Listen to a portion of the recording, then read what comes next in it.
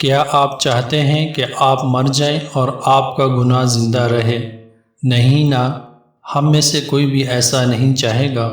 سوال یہ پیدا ہوتا ہے کہ گناہ زندہ کیسے رہ سکتا ہے؟ فرض کریں میں ایک گانا سن رہا ہوں اور اس کو میں نے آگے کسی کو بھیج دیا، اور اس شخص نے بھی اس کو سنا، آگے بھیج دیا، اور اسی طرح یہ چین چلتی رہے گی۔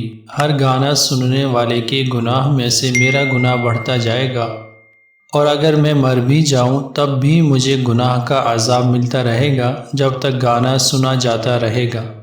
آپ صلی اللہ علیہ وآلہ وسلم کی حدیث ہے، آپ نے فرمایا، نیکی پر لگانے والا ایسا ہے جیسے کہ خود نیکی کرنے والا۔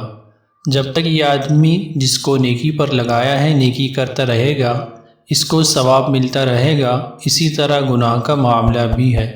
کیا آپ، میں اور ہم سب چاہتے ہیں کہ ہم اپنے پیچھے نیکی کی بجائے جس سے ہماری قبروں پر عذاب آتا رہے؟